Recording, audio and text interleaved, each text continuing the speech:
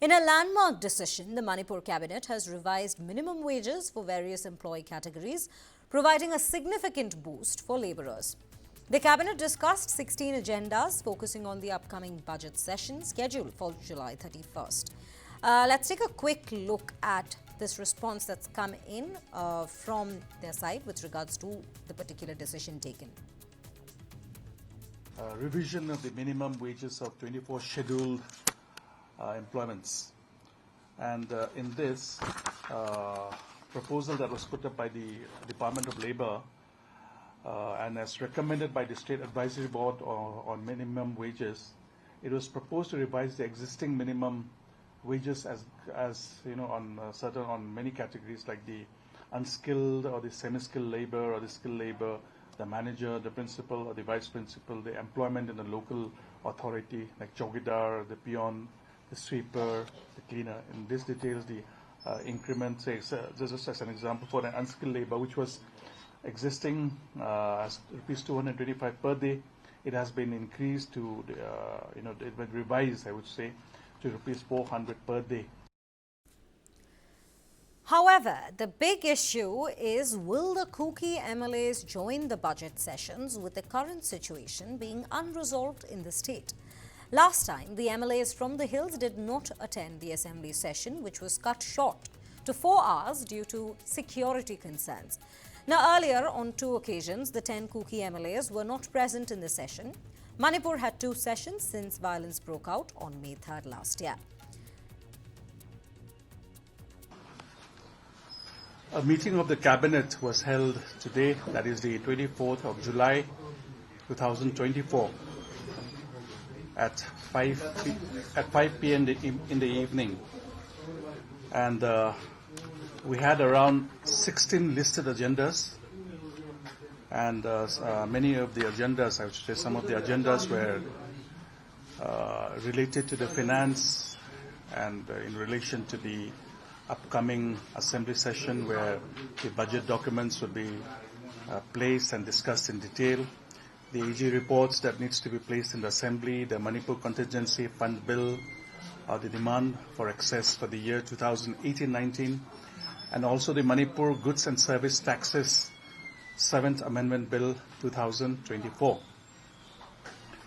And as all of us know that the public finance management system, with the introduction of the single nodal agency, that's the SNA model of the PFMS for all the centrally sponsored schemes from the year 2021-22, it was mandatory that all transactions of the centrally sponsored schemes to be done through the PFMS platform. Because without meeting the requirements set by the Government of India, the centrally sponsored schemes are not being released by the Government of India to all the states. And hence, as a result, it was proposed to have a separate PFMS unit under the Directorate of Treasuries and Accounts. And in this, it was proposed to engage 4 PFMS experts on contractual basis for a period of 2 years, which may be extended by 1 year depending on the requirements, the performance and the appraisals. It will be done through an open advertisement and followed by interview of all the eligible candidates. We do have the qualifications that are required for the PFM experts, who has to be an MCA and BE or BTech computer, and the details which I can share with you all later. And another thing was which we feel it's very important, and the need of the hour is the revision of the minimum wages of 24 scheduled employments. And in this proposal that was put up by the Department of Labour and as recommended by the State Advisory Board on minimum wages, it was proposed to revise the existing minimum wages as you know, on many categories like the unskilled or the semi-skilled labor or the skilled labor, the manager, the principal or the vice principal, the employment in the local authority like chowkidar, the peon, the sweeper, the cleaner. In this details the increment, say, just as an example, for an unskilled labor which was existing as rupees 225 per day. It has been increased to, it been revised, I would say, to rupees 400 per day. And details about the other, I'll just share to you in details. And also, as all of us know that many farmers were not able to have their, crops. The farmers it was affected by the law and order crisis in the state since 3rd May 2023. And we all know that the phase 1, which was released some time back, that was, some months back, it was around 18.91. Now the Cabinet, in its sitting today, has given the approval for releasing the phase 2 of the compensatory crop package to the farmers, which was affected by the law and order crisis in the state since 3rd of May 2023.